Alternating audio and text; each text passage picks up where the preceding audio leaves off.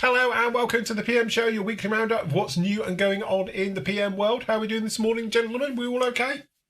Fine, thank you very much. Just as we're going on, I just realised my camera's moved, tilted. Yes. Well, it always moves because every time she opens the cupboard door, it moves it. But yeah, and I can see the edge of the door. You can. It's fine. Not to worry. You'll be all right. It's good. It's all there. Anyway, Matt, how are you? I'm all right, thank you. Yeah, good morning. Good. Afternoon, evening, wherever you are, whenever you watch this. Wherever you're watching. We're doing this at 10 o'clock in the morning, but, there you go. That's the usual bit. So anyway, lots of things to talk about today. Obviously, big thing was this week was Telford, just finished, where we had obviously lots of new releases mentioned and things like that were coming down the line. One of the biggest ones, obviously, I think was, if I've got it right, is the Havoc, which looks very, very nice in the flesh. And very nice it looks too. It does. Fully detailed. Some really nice detail on this particular one. There we go. But yeah, I must admit, it looks absolutely fantastic kit. It's like it's been mentioned, where do you put the nose weight? Yeah, that's the only thing. I'm hoping there's a bit of room still in here, but I don't think it'd be enough. I think you're going to have to chuck it all in here. So there's a bit of room in here. Maybe a bit more room in there.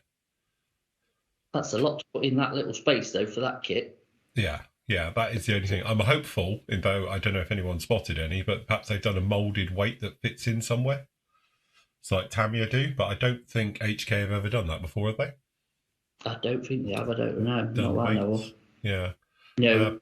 But yeah, it's definitely going to be a bit of a feature trying to get that not to be a tail sitter. I think they had the same thing with the B25 glass nose one, because obviously the gun nose one, I presume you've got a bit of space there, but the glass nose one's the same. You don't really just whack it in between the back bulkhead, don't you, behind the cockpit and the bomb bay? Yeah. You get a bit of room there, but there's not a lot with that one. But they've done the cannon and everything, haven't they? Oh, look, the B25's there. Look. Yeah, B25 in here as well. Yeah. Nice. So, yes. That'll be with us soon, I reckon. Yes, the B17 and the Lancaster. But yeah, I must admit, it's one of those ones when they first sort of touted it a bit, but just before Telford, I was like, oh yeah, the Havoc's a bit of a weird one because it's not a very well known sort of medium bomber, is it? And then obviously, it's got some cool schemes, and you said before you can do it as like a North African one, couldn't you?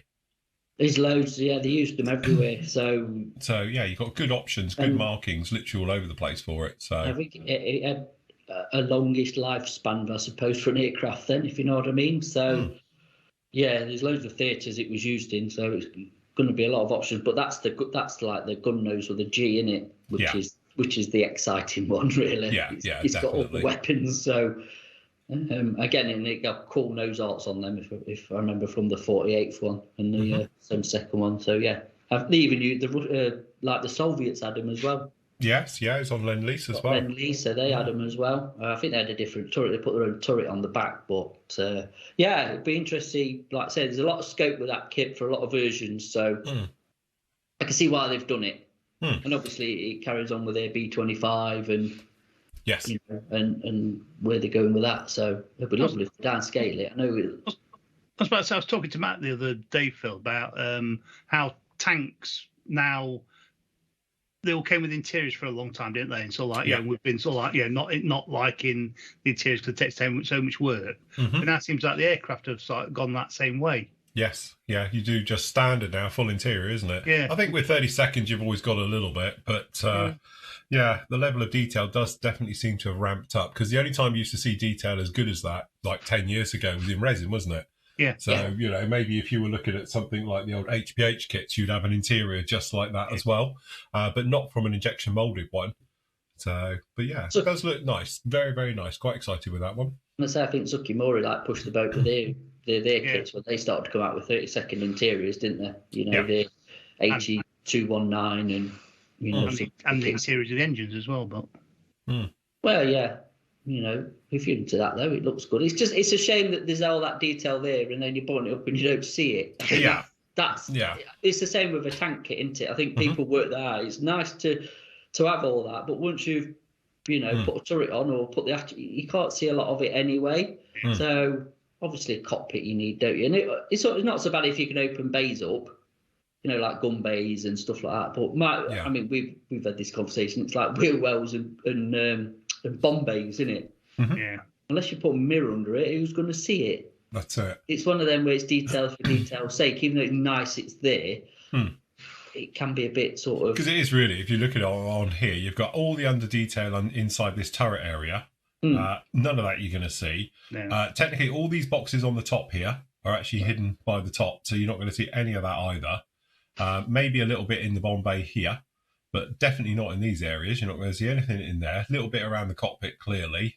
So, yeah, it is a shame that it's gone. But again, you've done it. It's the engineering. It makes it structurally sound as well. Yeah. It's not just like two halves. Unless you build it like that and don't shut it up. Well, yeah, you could have it as an open up one, or just open up the side completely. So, it's one of them where you could have, like you've got that fuselage off and then put it in a frame and hang it on your wall of just the side profile, I suppose, if you want to call it that or whatever. But I mean, at least it's there in it. So if you want to put it in, I presume there is. You can leave some of it out if you don't want to put it in. I presume the bulkheads and that's got to go in, but it's up to you really. At least they bothered to do it. Yeah, true. But nice kit. Look forward to it. Yeah. Definitely. Got to thank Nigel for obviously the photos that he's popped up down in here. Some very nice photos. Obviously, there's lots of them around the forum for guys who want to go around and see. Some absolutely stunning work as always. Yeah. Down in here. I was just going to have a look for the Qatari. It's up. Isn't it? Is it up? I thought it was down. Hold on. I'll find it in a sec. Hold on. There's lots of photos. As you can imagine, we're sort of inundated on the forum with photos. That's nice. As I said, that's our... Yeah. That's the one I built. It must be the old monogram one that I built. Yeah. Is that, or is it 32nd, that one? Is that the HP? I think that may be the 32nd one. Oh, it's a bigger one, isn't it? Yeah. Same version, but the bigger. A lot of detail, though. Lovely kit. Very, very nice. Hold on. So we'll just slip down in here. Hopefully I can find it. If not, we'll... Oh, there we go. There it is. There it is. So this is the... is this the Mark 5 or the Mark 1? Mark That's 1, the Mark 5 because it's... Isn't it? Was it? Oh, no. Yeah, Mark 1 that is, because you've got the 3 braided plot with the 3 exhausts. So that's the one that's due out first. Yes. Which our pre-order's up for. So we're going to leave it open for a little bit longer. So if you want to get your name down before it closes, then please do. And then obviously the Mark 5A, isn't it? That's the... Yes, 5A was announced version at the show. Yeah. So, yeah. It's all very nice, isn't it? Nice detail in it. Yeah. It's nice to see one in the flesh. Yes. And when we get them in. So Phil will be reviewing one and see what they've done with it, really. But yeah. Definitely. So obviously, as we all know, there's a tie-in between various manufacturers at the moment and a certain company called Wingnut Wings. And yesterday we were all, day before, we all got a surprise announcement saying that they're coming back, as in the stock is coming back. And again, we've done a little bit of sort of digging on this one, and it turns out it's all of the, it's not bankrupt stocks. They never went bankrupt, did they? But obviously it's all their stock that is available that's been sat in containers going nowhere in warehouses has suddenly been released. So, and at the time of going to air to this, Andy's hobby headquarters sold out within minutes. Yeah. And now we've been having a look just before we come on. Hannets have got it all online, and it looks like that's going out of stock very, very quickly. And then obviously, was it GMB in MBK? MBK, sorry, but that's not. They're not releasing theirs till next year. So so they're not doing anything till January. So we don't know about that one anyway. So, but that was a bit of a surprise, I think, that amount of stock suddenly appeared. Yeah, we were going through it though, weren't we? And literally, it's the stock that I would say Hannets had in before. Obviously, the news came out; they weren't trading anymore and everything else. So it's nothing sort of back catalogue wise. Like the SE5A's not there.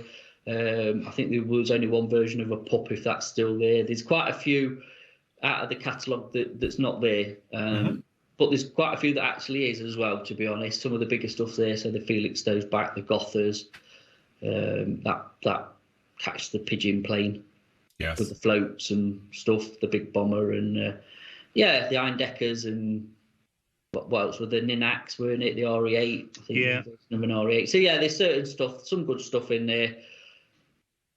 And like I say, it's just what was presumed they was producing at the time. What was their catalogue for? They packed in. Was it 2 years ago now or last year? I can't remember. I'm losing track of time. It's that long.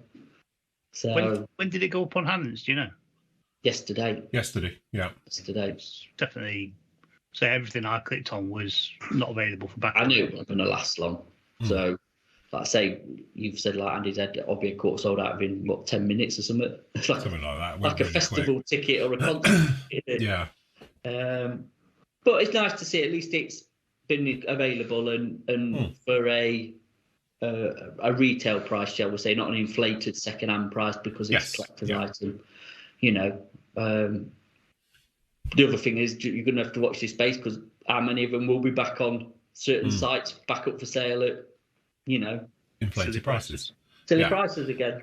Yeah. They are.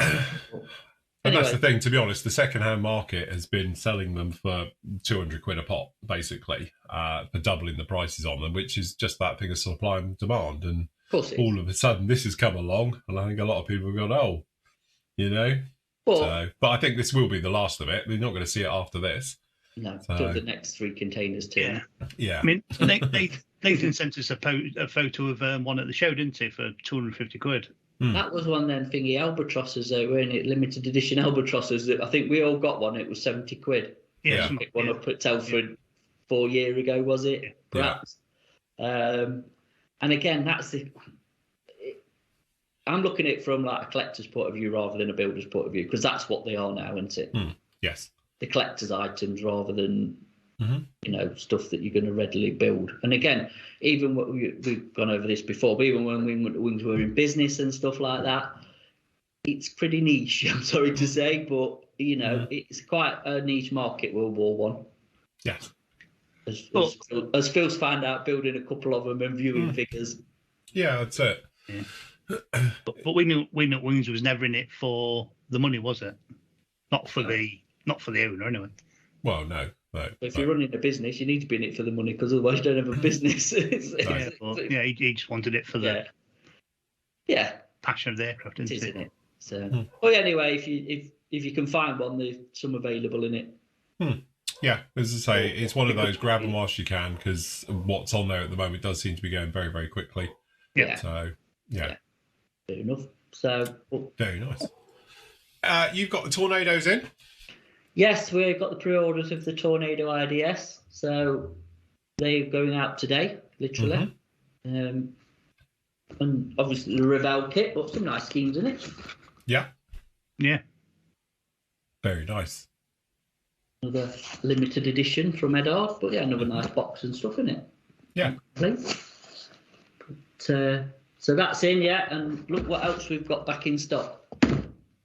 Yeah. Very nice. Some of these limited edition Harriers, and there aren't that many left. I could tell you that because just while we mentioned this, I just wonder who we got them off at Gary at Tiger would like to thank our members for the pre-orders on it. Just say thanks for the support to him because he's the one who's obviously, as you can see from the little badge, has got this done. Yeah. We did quite well out of that, to be honest, with pre-orders and numbers. It's cool. Was that our most successful pre-order to date? Oh, yeah, it beat the Desert Bay by quite a bit, I think. But again, for the price and the kit, like I mentioned in a couple of shows ago, it's well worth the money and well worth grabbing one, to be honest. So, we've got a few more back in. Again, he's got some left, but once they've gone, that will be it for this. So, if you do want one or you missed out first time or were thinking about it, then, grab one. Very nice. But great kit. It's one of those for your stash. We said before, it comes with both Lyricses. So you can pretty much do any of the GR79 family REF out of that kit, any of them. Yeah. So, it's a very nice option that they've done in that one. And some nice markings as well. There is a review of that up. We did that review last week. And some of the other stuff we've had in as well is the Tackham Jeep. Yeah. Which we've got in. Got a few of these left. Can't call it a Jeep. Sorry. A 4x4 quarter-ton vehicle. That's it, a utility vehicle. It's a Jeep. If they can't call it a Jeep, it's a Jeep. Yes. So, it wouldn't be a bad size actually for scale either. I know it's on 16th or whatever, but typical Tackham look. Yep, full of bits. Not too many parts, but looks all there, doesn't it? And, very good. If you want, obviously olive drab. Yeah. Scheme. So that's came in as well. Another thing that came in on a pre-order. Look at the depth of that book. It is a big old lump, definitely. That's heavy as well. Yes. That has got a bit of weight behind it. That is packed. Yes. So there we go. An easy 8, is it? Yeah. So that's in association with Andy's Object Quarters and Tackham again. Mm-hmm. And if you want something a little bit larger, again, the parts card. Actually, look at that. The parts card's not bad. It is. It's a huge box. Absolutely. Lots of stuff in there. Proper heavy. And you get the figure. You do get Brad Pitt. So you do get Brad Pitt. Oh, that's nice. Well, War Daddy. War Daddy. We'll call it that. We'll call it War Daddy. But yeah. Yes, bloody empty box. proper packed. You can feel it.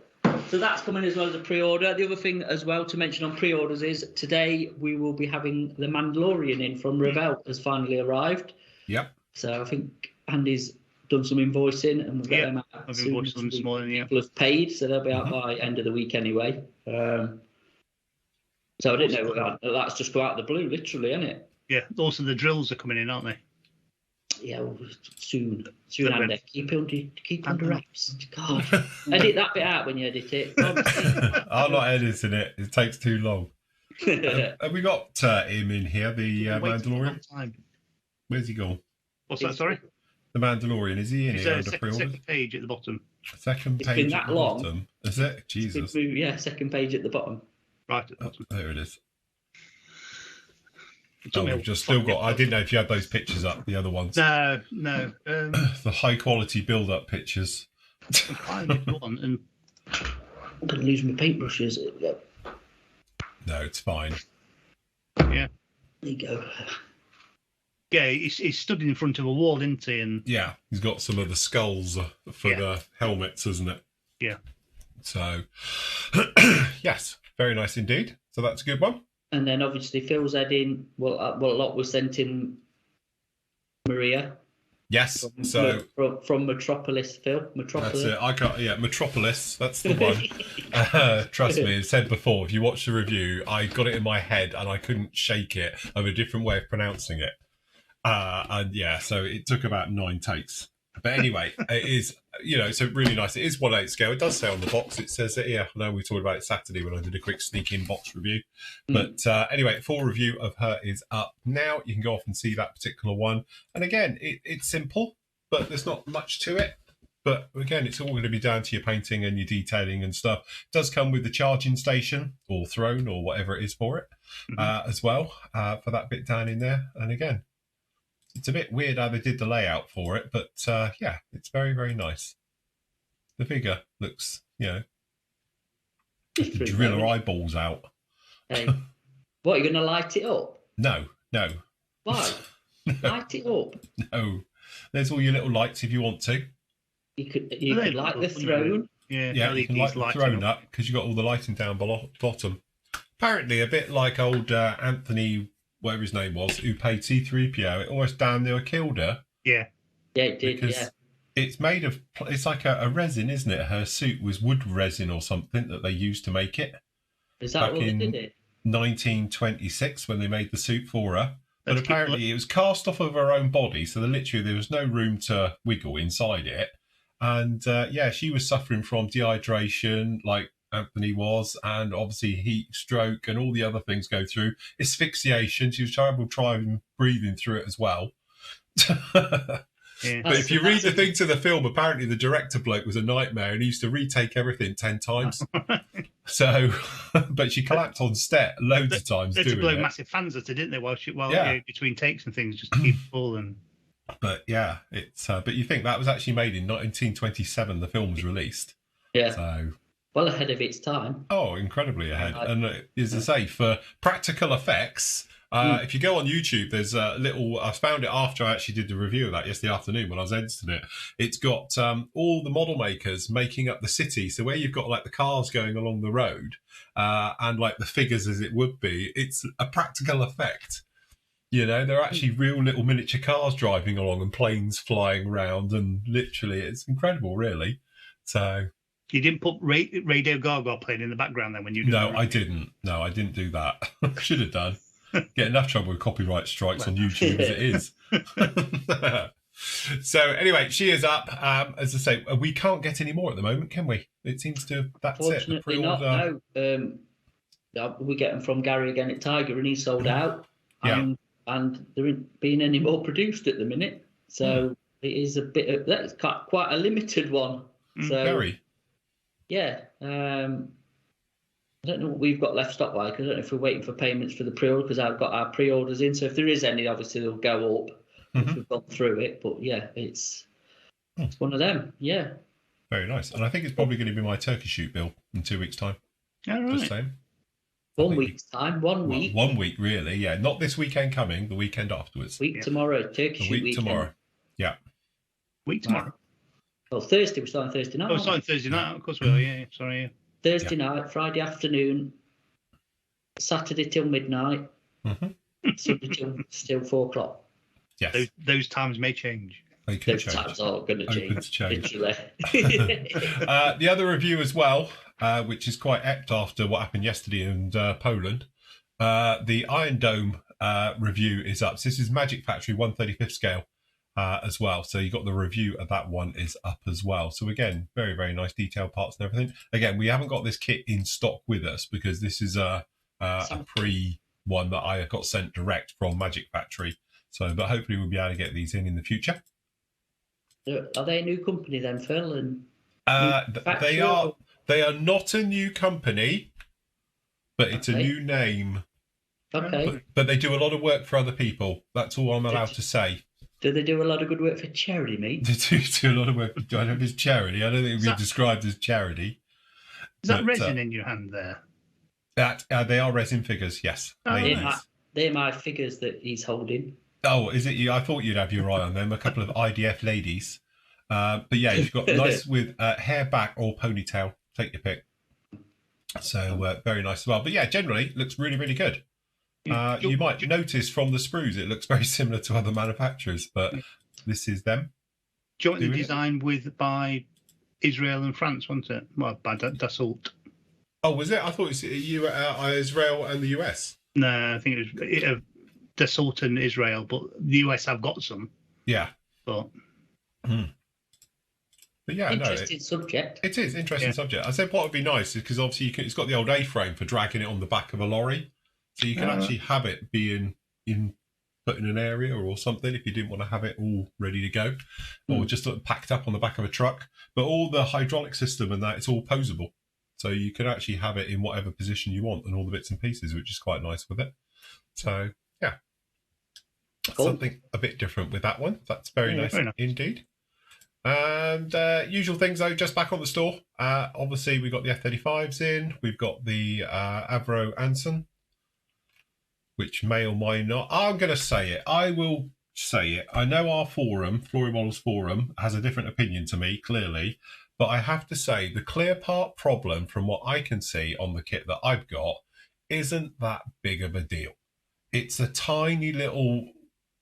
It's a moulding line that goes literally from where it's injection moulded from one side, comes over, and where they touch, it's obviously a little bit chilly. And it's caused a web. But it is that fine. I reckon by the time you've got your framework on and everything else like that, you're not going to see it. It's that fine. But everyone's jumping up and down like it's cracked. And it's not. It's just got a tiny little mould line. And as Matt pointed out yesterday, very correctly, in real life, how clean and crystal clear would it be? Yeah. Perspex, weren't they? That's it. So they would scratch and heat cracks. Looking through frosted glass, they crack. If you look at real aircraft, I know obviously Perspex ages really badly anyway. Yeah. But even newer stuff, it's not great. It's not crystal clear, is it? No. So I've looked here now. I've got to say, I think it's a bit of a storm in a teacup, if I'm honest. But what it is, it's not like, let's say, the Lancaster that we've seen with their clear parts. So you can just about see it, just for all clarity here, because I have gone back over this. There's mine, and you can just see it there. What happens is it runs along here. It's unnoticeable in these areas, but I've got a little bit just in there, as you can see, and that's what it is. It's not on this part, it's only this one, but it's clearly where it's been injection moulding. It's coming from this side, and then it's coming from this side, and they've meted, and there's a cold front, like the weather, just in here. And that's what's happened. It's literally just caught it there as it's being pushed through. But it is very, very fine. It's weird it's only on the one canopy, though, isn't it? It's not on the other one. No, well, that's what I'm saying. It's just there's obviously some way it's done, isn't it? This one, obviously, different bits on it. But I'm going to say that one's got different framing on the top, so the framing on the one that ain't got it kind of runs through where it would be, really, isn't it? Yeah. Maybe it's a shorter area in here because of it, because this has got the bit going up or something. So, I don't know. So, do you know which version of which Anson that one's for? That's clear pot. Which hold on, I can tell you. Hold on. It's a cracking kit, though. So that's got the slopey front, which is the that one there. Then for that version, and then the others, I think, are the more chiselled front. Oh, right, okay. Yeah, these have both got the more chiselled fronts. They're the ones with the problem canopy, then. And that's the one with the problem canopy. The slopey one that doesn't seem to have the problem is for that version. Oh, right, okay. So, again, it's not making it unbuildable, is it? No, of course not. By any stretch. And I don't think, like you say, normal viewing distance, you wouldn't see it. No. Macro and obviously super duper close up, you are gonna spot it, but I don't think you would. It's not as obvious as some flaws we've seen in clay parts in the past. No, absolutely. I know some people have mentioned, just in all fairness and to balance it up, apparently they've got it in this part as well, which I haven't seen any pictures of it, but people have said to me it's on the side windows as well. I've checked mine again after the review, because obviously I see it as a review, and what you see is what I've literally done with it. I haven't been through it and studied it and everything, so I don't like to review like that. But I went back afterwards when people contacted me about it, and yes, we've got that tiny little thing going on, but my side windows, I have to say, are absolutely crystal clear, and they're incredibly thin as well. They are absolutely beautifully done. So, but again, I don't know. I know everyone's jumping up and down saying about Airfix's quality control, this, that, and the other. But honestly, I think it's a little bit over the top. Just saying. Okay. Probably wrong. Fair view. And usually are. So, yes. Cool. Right. Anything else we need to go through? No, not really. And to be fair, you usually get the rum end of the... Oh, God, if I'm going to get an Airfix kit, mine has the short shot, so it hasn't got any parts at all, or I'm missing something. Yeah, literally, I get the worst. I was saying to Matt, I want the 24 Spitfire. He said, well, he'll send mine down to you to review. Yeah. I'm thinking, oh, God. I'm going to have no tail. Hey, I'll send it down with that GR1 Harrier he's building. Yeah. No, the FRS1 Harrier he'll be building. You're not getting out of it. I am. You're not. But no. But anyway, the other news of that one, of course, is, just being honest, the Airfix Spitfire has been released, although we're not getting it, apparently, for a while yet, as trade. We don't know, do we? We don't know that, but yeah, it's been told that it's, dribs and drabs, I think, is the word. It's being manufactured in the UK, so we're a little bit hopeful that the quality control will be better than it has been when it's been coming out of India, but we don't know. Fred in his shed is... busy. Well, no, it's a guy in Surrey, apparently. So, but yes, so anyway, apparently they are doing limited production runs of it. Still seems weird to me as a manufacturer, but hey ho. But anyway, apparently they're doing, so many have been done, they've been available now, and then obviously they're doing another production run probably next week. Anyway, just before we carry on, we know why it's been done like that. We just can't say why. Yeah, we can't, because we're speculating. Yes. You've got to do that allegedly bit. Yeah, allegedly. Legally. Rumours not connected to us have said. Yeah. These are not our views. These are not the views of PM models and all that rubbish I've put on Twitter. These are personal views. Yes. So anyway, at least we're going to see it. Well, yeah, absolutely. And hopefully, people get them before Christmas. Well, yeah, because originally it's supposed to be out in September, wasn't it? So we're a couple of months behind, as always, but at least it's here for Christmas, as you say. I think that's welcome. Yeah. And again, being manufactured in the UK, we can then see for the first time on a large-scale kit if it's much difference in quality. Because to be honest, that one there, the Anson, quality of plastic and that is absolutely fantastic. Yeah, I agree. Speaking of the Anson, I will point out one thing. It has been mentioned to me by a couple of people, actually, that it had wooden wings. So why has it got don't limit effect on the wings? Oh, wooden skin. Yeah. Did it? I'm just putting that out there, but I've been told, I might be incorrect, my information could be completely wrong, but a couple of people have contacted me and say about that stretch linen effect on the wings, great, apart from it had wooden wings. The original 72nd one had, I'm sure it had a linen effect on the original Airfix one, so surely they'd know. Well, I would have thought that, to be honest, but I don't know. That's all I've been told, not me. I don't know. I know nothing about the Anson at all. To be honest, I was quite pleasantly surprised when I did a little bit of background on it. It was actually quite a cool aircraft, really. Yeah, it's really cool. It was the first RAF aircraft with retractable gear. Did they have a big post-it note stuck on the dash, on the instrument panel saying gear? Gear up. Because having never had to worry about it before, and it'd be that thing, undercarriage lever a bit sticky, was it, sir? I wonder how many belly landed. Yeah. But, forward fixed front gun as well and a turret. What's more to like? And you can lean out the windows. You could what? Leave the windows out? No, you can lean out the windows. You've got guns on the side as well. It's a proper little porcupine aircraft, really. So no wonder those 109s got a bit of a surprise when it suddenly started shooting back from everywhere. I thought it was just like a liaison sort of carrying dignitaries around. It's quite happy to defend itself, but even the pilot had a forward firing gun. Right, okay. Calibrated as well, so he could literally turn in behind or strafe if he wanted to. So, Did he have a 303? I don't know what it was, probably. Or a little pea shooter. A spud gun. BB gun in there. Yeah, BB gun, yeah. I quite like the Anson. I'll go and say I'm not going to knock it because I actually like the Anson. It's there with the Hampton as a quirky British aircraft. And there's some nice schemes out of the box, isn't there? Yeah, absolutely. I think it's got some nice schemes right out of the box as well. Yeah. So again, it's one of those, I'll be honest, but when they came out and we got the thing about it being released, it was like, why? Of all the lovely British aircraft they could do, they're doing an Anson, and then actually you do your homework on it, and it's like, actually, that's pretty cool. Quite interesting, isn't it? It is. It's a really interesting aircraft. I can see the point of view now. That's why they get paid the big bucks and we don't. Yeah. It's like, I wonder how many at Telford they had the usual thing is like, when you're doing this and why are you doing that? And I want to bun whatever it is, the most obscure That's the point. thing. They don't do that anymore, do they? Did they do their usual thing of putting something up on social media and that saying, what would you like next? No, I don't. Did they not? Okay. To be fair, I don't follow them, so I don't know. But I don't think they have. I think they've kind of learned a lesson. But then everybody going, I want a Vulcan or we want a Buccaneer or well, you've got them. So where are you going to go now? What's left? Yeah. Do you know what I mean? Yeah, it must be running out. And there is stuff like a Jaguar. Absolutely. And a Wessex. A Wessex, if you go down that road. Puma. There's a few, isn't there? A Puma. They should do a Puma.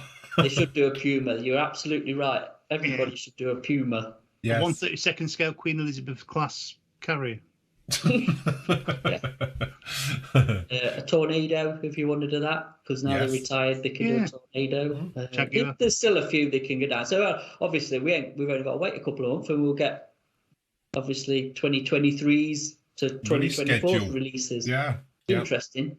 I do wish they'd hold out for the releases until I know that they do it to keep the market fluid, don't they? But it'd just be nice if they did what Tammy did and announce it a month before it came out. Or a couple of months before. Yeah. Again, do you know what as well? Going to that thing, I think that'd work better for the excitement as well. Yeah. If you just drip feed it over the course of the 4 quarters, it's like, oh, that's, you know what I mean? And then you're not waiting from first quarter to fourth quarter to actually get your kit. If it comes out in that fourth quarter, like Andy's just said, it's a bit Tammy-esque. It's a month pretty much from when they announce it to when it's into the shops or whatever. Or for. Did we get everything last year that was released that was announced last year? This year that was announced last year. I know there was like the Civics and one there, but that's an old kit that was announced. But that just lost its slot. Has all the new releases come out? I think so. Like the answers. I don't know. The thing is, when it's announced in January, by the time we get to November, like we are now, I can't remember even. No, I can't remember what it was going to be. Can't remember what they're releasing half the time. Do you know what I mean? It's only come on pre-order. I know that the Katie Ambulance, the Anson, the Buccaneer, the Spitfire. Yeah. the Meteor, the little 7-second Meteor, Meteor, that's come out. So I think actually they have it. If the pretty much on. If the Spitfire comes out before Christmas, the New Year, then I think they have it their quota of new releases. I'm sure there was another new release in 7-second that I can't think. Tempest. That's not been released yet, has it? The little Tempest. No. So maybe that. Yeah, there is one missing. Yeah, they've got a neutral Tempest, and that's not out yet. Also, you would have thought, when you're designing a kit, and obviously we do speak to Pranjit about this and various things with Airfix and other companies alike, and it is that thing that some of them play it incredibly close to their chest, and we can't talk about it in various bits and pieces until it's basically ready to go, and then it suddenly comes out. I think that must take the pressure off the manufacturer. Because if they're saying, right, we're going to build, let's say Airfix turn around tomorrow and say, right, we're going to build a Tornado, they're going to be inundated with everyone saying, oh, you make sure you do this and make sure you do that. And, and it puts a lot of pressure onto you as well. And if you start drip feeding it out, you're going to get scrutinized every single step. Right or wrong, you could be perfect kit. It'll still find faults with it because that's what modelers do. Yeah. And, it's that pressure. And I think that's why Tamiya don't do that. I think that's why Tamiya literally, because it's always done in-house. They've got a really tight community in there. And they go through all the different scenarios and situations, and it's being checked, this, that, and the other, all the way through. So they know when they turn around and say, and here it is, and it'll be available next month, they've got themselves a model ready to go. You're going to buy it and just get on with it. You can say, though, rather than people saying, oh, I wish you'd done a G5 instead of a G6. Like Takom and Meng and some of the, the Far East countries, manufacturers, they're the same. They don't really release. They just do it monthly or when it's coming out or nearly ready, don't they? So, I don't know. Revel are one for releasing all, chucking all the cards on the table, if you want to call it that, at the beginning of the year, aren't they? As well. Eddard don't do it so much, do they? No. It's you can't pronounce what they're doing, but you don't know when you're going to get it, if that makes sense. Italy seems to tell you 5 years in advance and what. Well, they like to have a lot of wiggle room, don't they? Yeah. Look what you could have in the near future, or distant future in some cases, or might just forget about doing it, and we've even though it's in the catalogue. And it's still in the catalogue 4 years later. Yeah, that's it. Yeah, we haven't even started on it, but it's been in the catalogue for 3 years. I'm surprised they really don't get more flack for that. Honestly, they do seem to dodge it, don't they? Yeah. I don't know. It's interesting. We'll have to see, won't we? But each manufacturer is different, so it's how they want to approach it, isn't it? Really? Yeah. No, definitely. Yeah. So. Pre-orders that are up at the moment. Obviously, one that's I'm going to get. So put my name down for it, please. Is the type, what's that, 7 C U-boat. So this is just basically the conning tower and the deck gun, isn't it? Yeah. In 35th scale. So it'd be a really nice scale.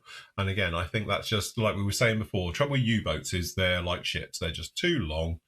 They take up too much room in the larger scales and all the rest of it. So it's quite nice to have something in 35th scale in that section, and we've been speaking about this, and again, I think we did when we were talking about bomber fronts, wasn't it? Yes. We've said about U-boats would be another good one, so clearly they must have been listening. Because we said it a couple of years ago, wouldn't it? So, but that's another classic. I was just thinking, our Takom do the guns off certain battleships. Yeah. I'm surprised they've not done a part of what it sits on. Yes. Because I was just thinking about it from like a diorama point of view, shall we say. As in, because you could obviously put on a normal base anyway, but then you've got part of the decking or whatever it sits on, and then your gun. And then if anybody ever produced figures, you could have a couple of figures milling around or whatever, a couple of sailors if you want. Because obviously border models thought about that. They've obviously done the conning tower and the deck gun, and then you've got some figures as well for it. Yes. Which is really nice as well. Which is good, I like the idea of that. Again, so you could put that on just a base on its own, or if you're really creative, you could get the resin out and make a seascape over it. Yeah. And as in the box art, I suppose. Yeah. Which is going to be done, isn't it? We're going to see that, or a few of them. And again, yeah. But there's enough there to create a scene without having the old U-boat. Yes, definitely. If you scroll down a bit, Phil, there's also the figures that are also up for. Oh, right. Okay. Yeah, there we go. Which is very nice. Yeah, so either the loading in torpedo in or the deck gun. Yeah. So yeah, it's that's interesting. really nice. That is. Yeah. I know I think it was Andrea Miniatures did a 30-second same type thing. A few years ago, a good few years ago now, which was like the Conning Tower and some figures and stuff. I'm sure it was 30 seconds. It was 30 seconds, 35. I can't remember. I think it's 30 seconds, but that was always quite nice. But obviously, it's resin and stuff. I think it's quite expensive and quite limited because of the company that produced it. But again, that's good. Kudos to Border again for going a bit left field and thinking a bit outside the box. And you know, definitely. I know obviously they're doing their 190 and 35th as well. And now I've got a bit of an aircraft bug back. I think I'm going to tackle on their 35th aircraft. Very nice. I don't know which one, but I'll have 3 to choose from when I get round to it. But yeah, I think at some point. Cool. My scale, isn't it? It is. Any of the others want to talk through? When are we expecting the lightnings in? Tamiya Lightning, do we know? Soon. I spoke to said person this morning actually because he rang me yesterday when we were filming. Yeah. They're doing, I think, end of this month.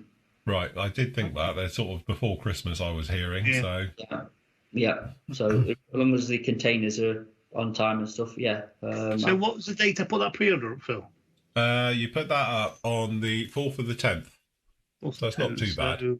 Yeah, so it'll be, well, almost 2 months, won't it then? Which is right for Tamiya. Which is normally Tamiya, isn't it? For us to get it anyway. We know it's probably been out in the Far East a bit earlier. But... Yeah, true. No, they're not. They've released them all at the same time now. They've learned a lesson from a few years ago where it was like Far East get them and then America and then Europe. No, everybody gets them at the same time now because there was a massive backlash for it. Because I think people as well was going to different countries to get the kit because they couldn't get it here, which then I think was affecting sales in Europe when you could go to. I mean, it's when postage as well weren't too stupid.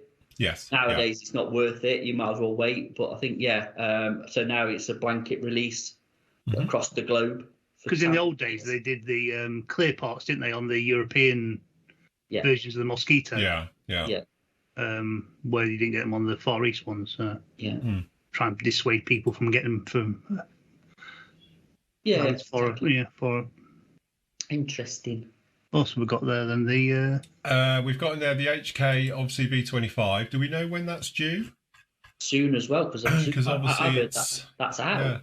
Yeah, I think it is out in certain places, but any second, hopefully it'll be dropping over here. Again, I've been told it's before Christmas, so that would be a nice one. How many weeks is it? 6? 6 weeks, yeah, something like 6, 7 weeks. No, it must be 6 weeks now, Christmas. The Airfix Victor is obviously out, and we just if people add the names to it, we'll just get them in as when. Yeah. Yeah. I don't know how long we'll keep that one up for. Yeah, not much longer, I don't think, and stuff. Yeah. Borders no section. The Lank. Yeah, name down for that. No.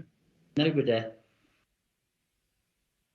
Surprising. I thought somebody might go for it, but Phil ought to build it.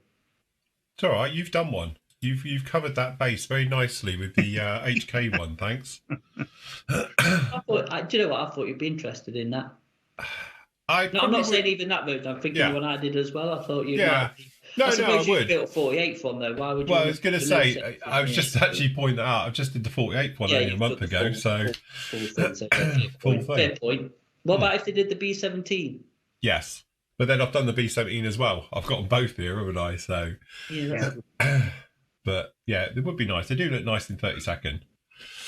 We've closed the Hasegawa pre-order now because our figures have had to go through to the importer. Yes. Again, thank you for the support on that from our good support on that. Good classic kits.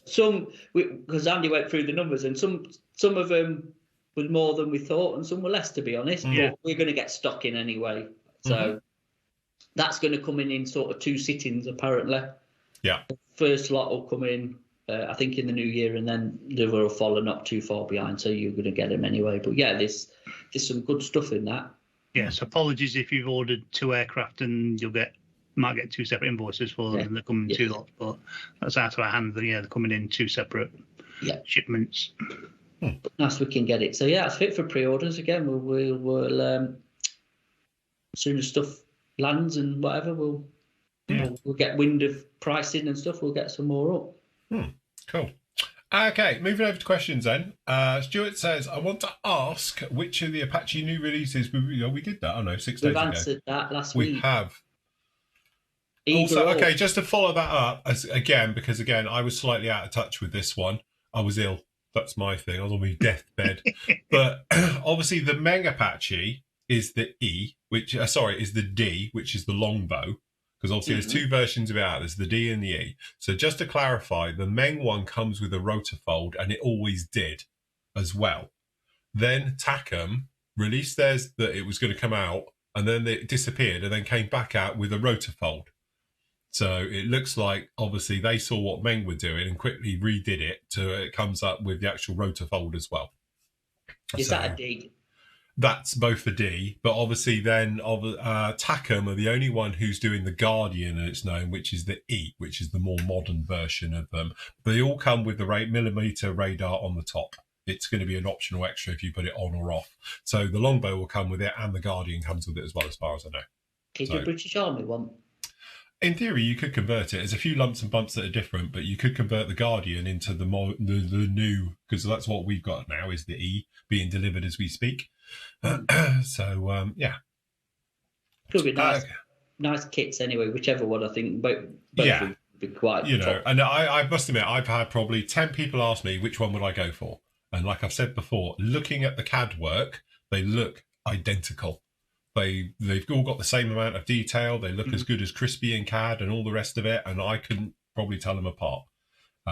Again, it'll be one of those, when you've got the plastic, that may make the difference. But let's face it, Meng and Takom, it's one of those. If you've probably got their plastic and looking at it, it'd be very difficult to tell them apart. So we will see.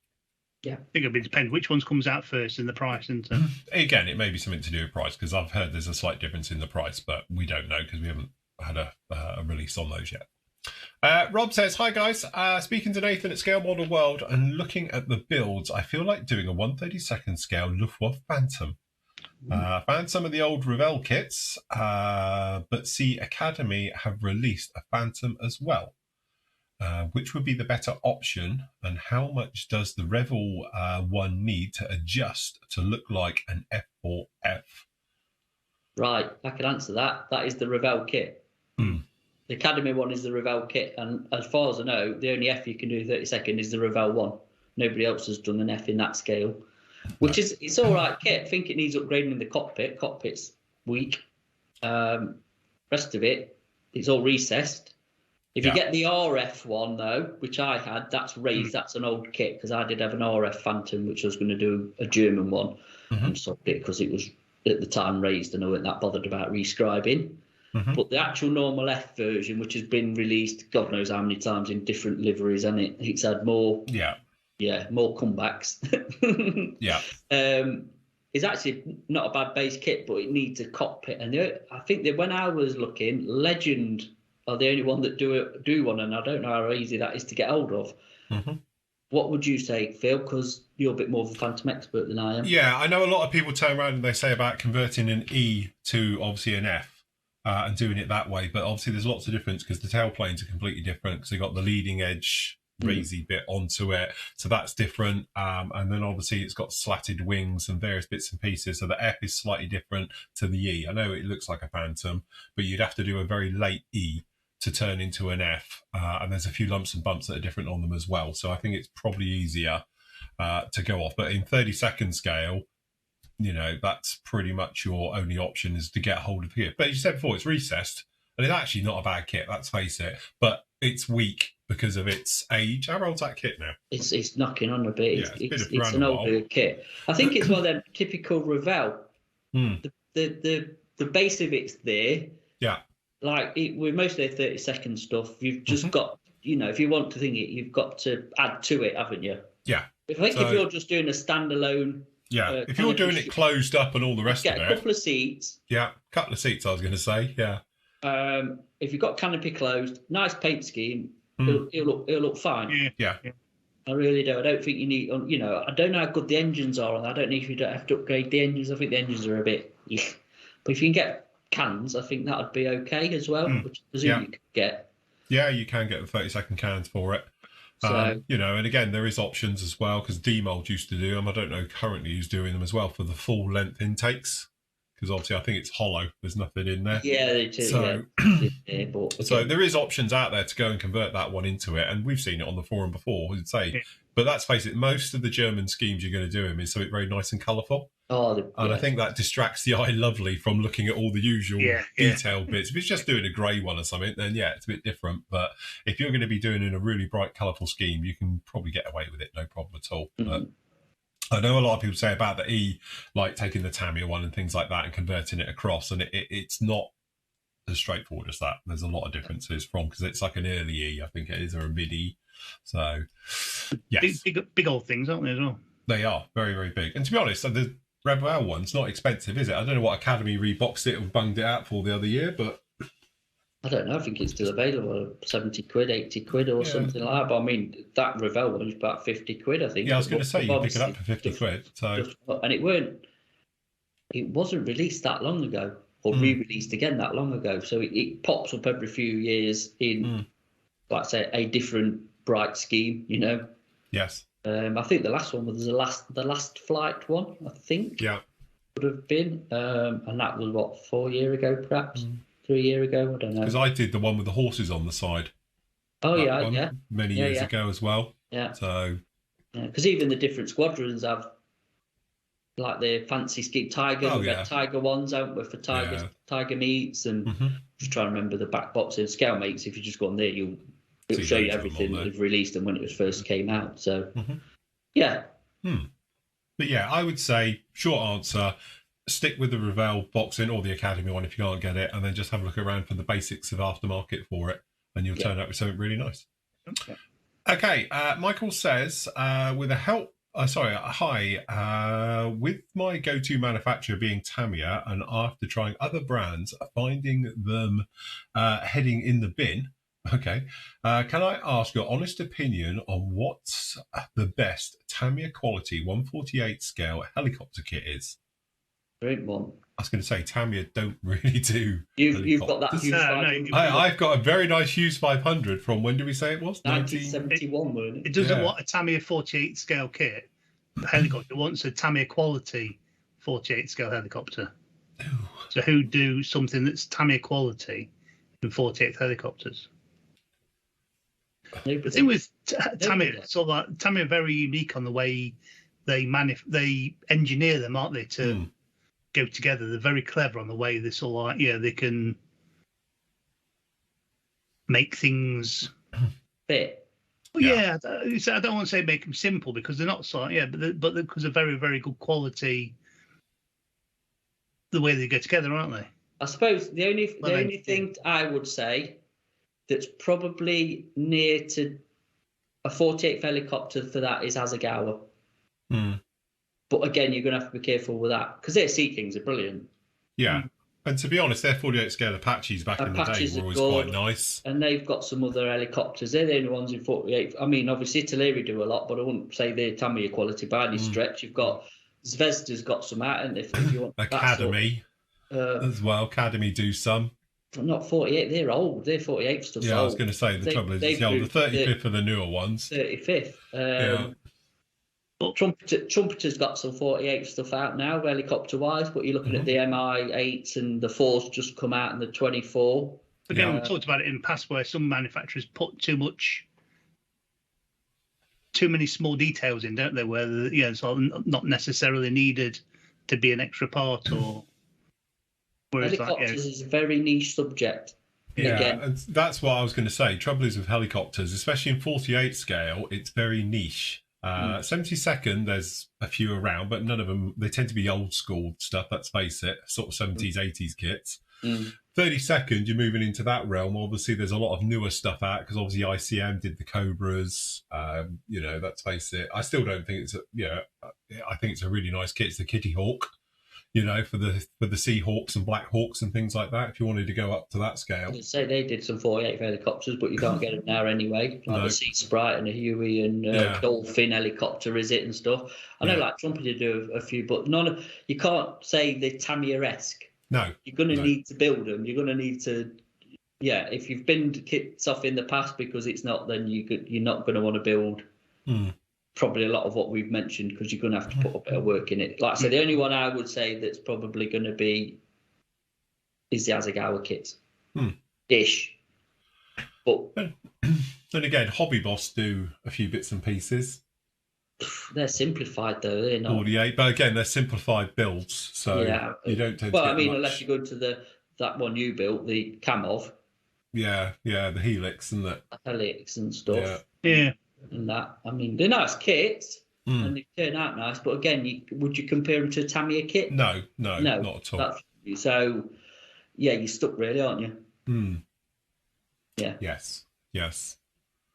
I think it's one of those things where each manufacturer, because nobody really does, you wouldn't say there's a manufacturer who does all that, go for them for helicopters because they're all brilliant, because they're not. Because Hobby Boss do like Black Hawks and Seahawks in 48 scale. They're not particularly nice, but they do go together with a bit of work, as said with pretty much everyone's manufacturers. But helicopters, I wouldn't say they're universally difficult to build, but I think they must be difficult to manufacture, because nobody makes easy to build helicopters normally. There's always something that you've just got a lot of clear parts and those types of things with them by their nature. But yeah, Hasegawa's Sea King, for instance, I think that's always quite a good, strong, helicopter. It goes together, no problem with it at all. Say Dragon got their stuff in 35th, but I wouldn't say they're easy builds, No. No, it's a tricky one. Yeah, it is a tricky one. Yeah, I said for like part count and probably ease of build, I'd say the Asagawa ones are the best for what they do in the helicopter, and then obviously you're going to get more complicated as you get to different manufacturers. I think that's a fair way of putting it in it. Yeah. Okay, Trevor says, Phil, could you tell me what varnishes are safe for use over floor washes? Washes? Oh my God, we're back to Metropolitan again. The ones that I have right now are AK, Vallejo, Tamiya, and Italeri acrylics. Also, I want to use more than one floor wash. Do I need a dull coat over each layer? You go over it with anything whatsoever. Once it's completely dry, you just go over it. No problem whatsoever. If you want to overcoat the wash, if you're literally in a situation where you're not happy with the colour, I would say just chuck the wash right over it. And then what will happen is just brush it over and it will overcoat. But if you agitate it a bit, it will sort of blend the two colours together. So if you're in there wiggling it around with a brush, going all the way over it, what's going to happen is you'll rehydrate the original colour and it will mix with the new colour and go through. So if you want to use it as a sort of a layering effect, you can do, just have to be a little bit careful with it. And when we say agitate it, if it's completely dry, you really have to wake it up. You can go right over it with another coat and then just wipe it off, it'll be fine. But if you are in there going around with a brush and wiggling it in the panel lines and everything else, then you're going to rehydrate the original and the colours will mix, because that's what they're designed to do. So you could just pop down a coat just to protect that seal. If you're happy with that finish and go with the next one, then you have a barrier between the two. So you could play safe. Barry says, hi guys, is it possible to build the Harrier GR5 from the Hobby 2000 GR7 9 kit? If not, what are the options out there for a GR5 in 1/48 scale? There isn't, is there? Or did Hasegawa do a GR5? Hasegawa did one, yeah. Yeah. Into a completely different aircraft, you've said? It's not massively, but it's got a different nose on it, isn't it? That's the difference. The difference between the GR7 and 9, they've got the Seeker head thing in the nose, where the original one is just like a normal nose with a Seeker, but it looks like a light in the front, but it's actually the Seeker, so it's got a different nose on it, isn't it? Yeah, like a rounded thing rather than being the more... If you look at Hasegawa's breakdown and how they do that kit, that's why they did it that way, because it has a break, and then obviously the nose is separate. What lyrics is it? That I think that's definitely going to be a 65% lyrics on it as well. On a 5? Small on a 5, yeah. I don't think they went up to being the 100% lyrics until a little bit later. Because isn't it the GR5 is the same as the AV8B? Well, I'm just looking on here, and then you can get a conversion for the AV8B, right, to make it into a GR5. Oh, right, okay. I don't exactly know what the differences are between a GR5 and a GR7, but I know the nose is different because the GR7's got all the pods and spiky bits off the chin as well. It's got the lump over the top for the seeker, isn't it? For the camera seeker, the laser thingy. Oh, I think, like, say, Asagawa, the only one that's ever done one in. But I used to have the boxing of it, and I don't think I ever built it. I must have sold it, but it has it in that green. What they call it, Brunswick green or whatever it is. Is it Brunswick or lichen? Is it lichen green, whichever colour it was? But it's a proper green colour. That's how I know the vibes. It is. It's that weird green colour they did a minute. Yeah, it's yeah. Pass. As I say, you'd have to do a little bit more research on that between the differences, and it could be that situation that maybe you could sand off the front of the nose completely and get rid of all the lumps and bumps. Maybe you need a bit of filler in there, to be honest. But what about the seat? I don't know. I think they use probably the same seat. I don't think they changed them out on that. You can buy resin seats anyway, can't you? If it was that needed. Yes.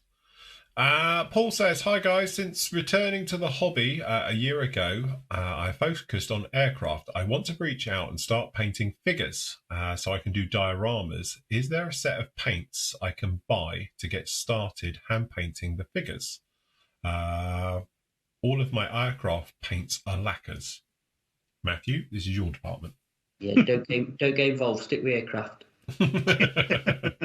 Yeah, there's loads of sets out there. It depends what figures you're doing, because there's sets for flesh. We do a nice Vallejo flesh set. Obviously, we do all the AK Gen 3s, which is all the figure colours along with the airfee and the aircraft, which are really nice and brushable. So you can cherry pick the ones you want. Yeah. But there's loads of companies to set. I bet you there's more figure painting sets and paints. You can get massive box sets just for faces, can't you? And just for eyes. I know Vallejo do the set we sell, Panzer Aces. Yeah. You can buy a full set of Panzer Aces, or again, we sell Panzer Aces, which do different uniform colours for mainly tankers, really, in it. Different tank uniforms and stuff to do with armour. Again, we need a bit more info, because there's quite a big scope to it, to be honest. But basically, we're saying you're never going to use German, lacquers. British. You don't want to use lacquers for figure painting. You want to use acrylics, true acrylics, yeah. Or so enamels. You can blend or enamels. If you're really going old school, but no, acrylics is my preferred method of figure painting by a long way, because it dries fast and there's such a range of colours now. Do you know what I mean? It's massive. Can you put enamels on your wet palette? Yeah, all time. Smells lovely. Smells like he's just glossed his house. Bathing in white spirit. So yes. So obviously, have a look at the Vallejo Panzer Aces, because we've got the set in there just shown. Any of the others we want to look at? Just the Gen 3s. All the Gen 3s, yeah. All the Gen 3s. We don't really sell the sets. We sell the individuals. So you don't, because in the sets you get duplicates, and you sometimes buy paints for the sake of it. Yeah. Figures. Here we go. To your figures. Yeah, you could just buy 1 or 2 or 3 or 10 or whatever you want, and for what you need at the time, and just build it up gradually with your. Different manufacturers do all sorts, don't they? They do. You can get fantasy or sci-fi or There's loads and loads and loads. Again, if you're only just starting out, just cherry pick what you want. Because if you don't like it, then you've not committed to a load of paint that is just going to not get used. Do you know what I mean? Yeah. That's the way to look at it, isn't it? Definitely. And then just watch tutorials, really, on how to use it as well. Because it's not just straight out the drop a bottle and paint it. You obviously need to thin it. So, like, make your own wet palette, or you can use a dry palette. And consistency of paint is massively key to using acrylics and figure painting. I've done a few tutorials if you want to go and see them. In fact, that's one thing the biggest thing I picked up from the tutorials is how thin you do the paints when you're doing them, and then blending the different colours between them to get different versions of the same colour. Yeah, different, so like darker, lighter, what have you, and so on.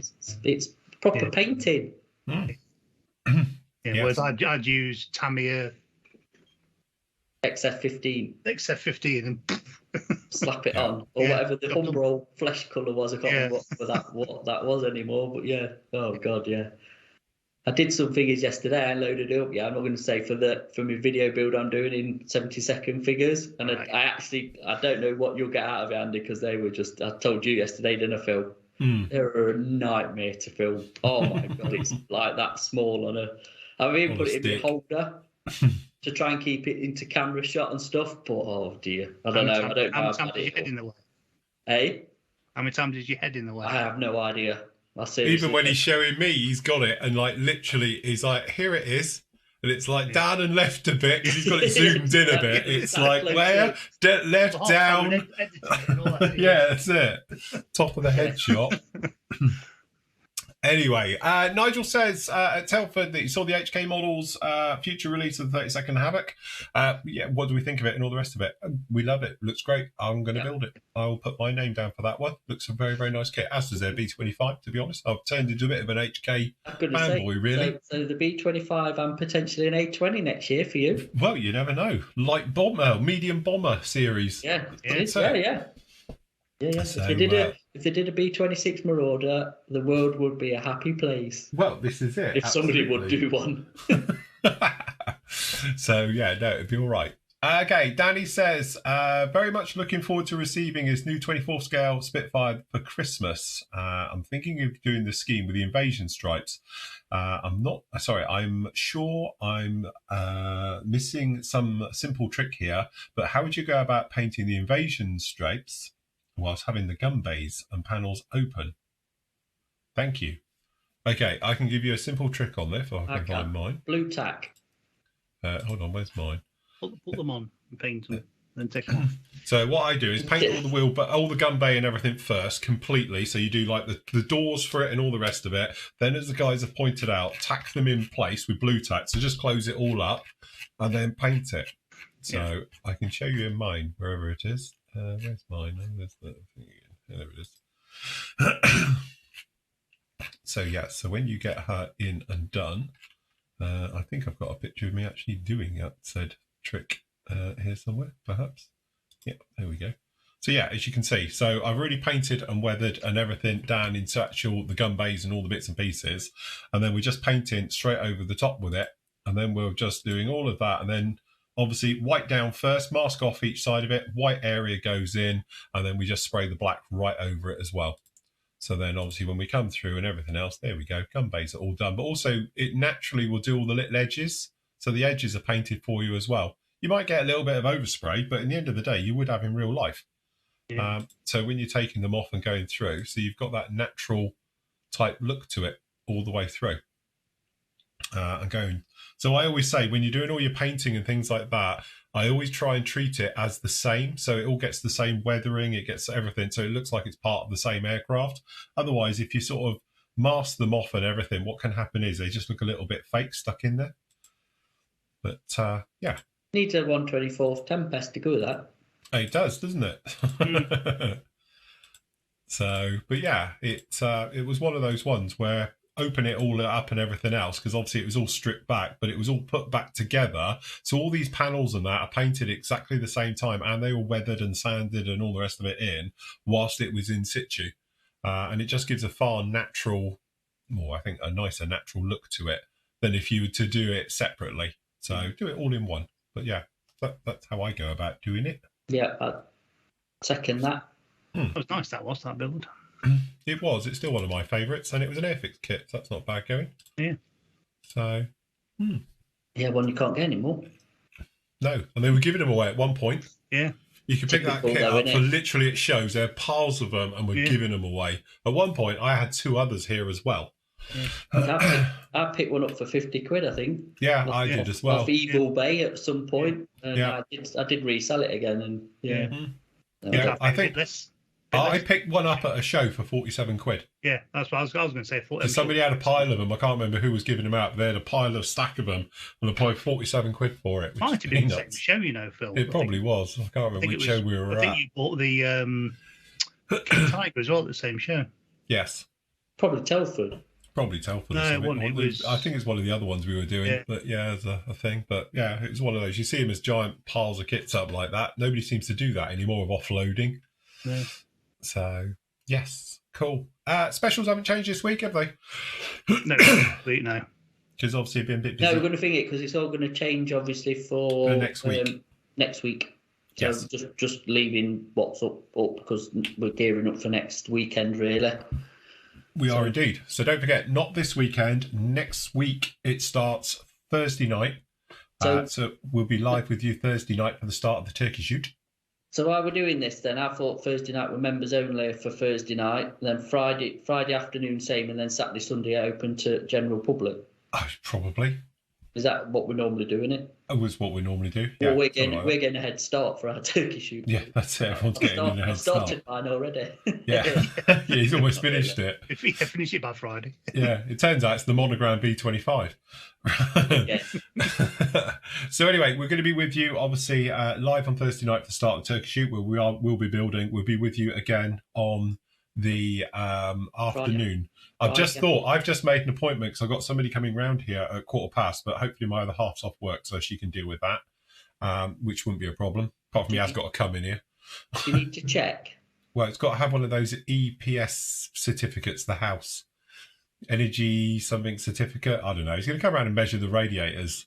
I don't know. Whatever. So you're going to be live on live on air, so that might be interesting. Tape measure, he's going around the room, measuring the room, and I'm hoping he's just going to get a laser and go clink, clink, and then measure the radiator, and that's it. But I don't think he'll be there with his tape measure anymore. No, we'll have a laser. So anyway, that'll be fine. So anyway, that's going to be with us on the Friday afternoon, and then obviously we'll be with you all day Saturday in the usual morning and afternoon shows, and Sunday again, morning and afternoon for completion. So the whole point is grab yourself an old classic friendly kit and build along with us. Vintage classics. Vintage classics is the theme this year. Aren't you, Andy? If I had the decals, I would. You could do a promise.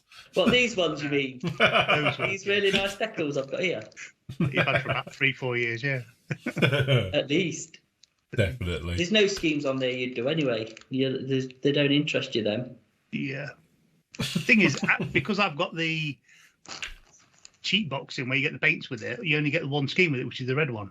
Oh, that's ideal for one colour for a turkey shoot, isn't it? But it's a horrible red. It's not. It's not a nice red. I don't like that one. Could send you a Taka signal red or whatever it is. Of all the schemes you can do, that just solid red all over it looks horrible. Yeah. There's some really nice schemes as well. Yeah, that's it. Some really nice day glow ones in there and all the rest of it. And yeah, you wouldn't want to. Don't you think this is an aircraft underrepresented? A what? Yeah. Represented. I've turned it to you. No, it is. Yeah, definitely the Jet Provost. Yeah. Even the Strike Master. Can you remember the Strike Master? Absolutely, yeah. Strike Master, yeah.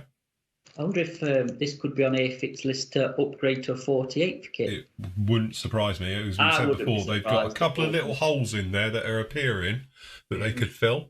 Yeah, I wouldn't be surprised because they've already obviously got the detail for the 72nd one, and you know, it's nice kit, isn't it? The 72nd one. It's a brilliant little kit. Yeah. It's a really nice little kit. This 72nd Provost. And again, like I said, it's just loads and loads of different schemes, and people's used it, and loads of scopes. Even the RAF trainer versions, you've got a lot of nice sort of. I just like the traditional red and white. Yeah, I like the grey and the day glow. To be honest with you, but that's the grey and the day glow always looks nice. But I don't know. I do like the RAF trainers, like the Chipmunk and the Bulldog and whatever in the red and white, the proper. As I remember it. The original scheme, yeah. It is, yeah. I think I might be raiding my Tamir stash to see what I've got. That's not a vintage classic. Yeah. Oh, it could be vintage Tamir. He's going to finish off another egg plane. I was going to say, you're going to add the radiator to this one. Try and remember the radiator. Again, could never see it anyway. Yeah. On the P40... P51. P51, wasn't it? Yeah. Yeah, I did. All right, then. We will leave it right there because we've gone well over the hour. So we will see you guys hopefully beat up with Matt tomorrow. Matt's got a video out with you tomorrow. Andy? Cool. Yeah, we'll do. Yeah, I've just got to finish off this morning. Cool. I'll be with you on Friday as well for a roundup show, and obviously next part of the Phantom will be up with you, and then we're off this weekend, and then obviously back with you all next week, and then obviously all next weekend as well. So there's loads still to come. Busy next week, aren't we? Busy, yes. And as soon as that Mandalorian lands, obviously Matt will send it down to me and I'll get a review done of that one as well. So. Yeah, It should go out today. Andy will add your address onto the click and drop, or I'll do it. And when it lands, it should be here within the next hour for post go. So I'll get one in the post to you, and you can have it for the weekend. Lovely job. Don't forget, you can pop over and get anything you like from the PM store. Obviously, just pop over to pmmodelsuk.com. Just a quick one. We've got a AK restock coming, hopefully tomorrow, if not today. I presume it's a bit late now, so probably tomorrow. It's 4 things to do tomorrow. And like Andy said, we've actually got some other tools and stuff coming in, and the grinders and stuff from our lovely company in Germany we deal with, which we've not had a restock. So it'd be like punchers. It's one of the scrapers we've been out of stock of, and some other bits and bobs as well. So nice. That's doing as well, hopefully by end of this week, if not next. So all good. Good job. Right, okay then, guys, we will leave it right there. Thank you very much for joining us today. Hopefully we'll see you again all very soon. Happy modelling, take care, and bye. Bye.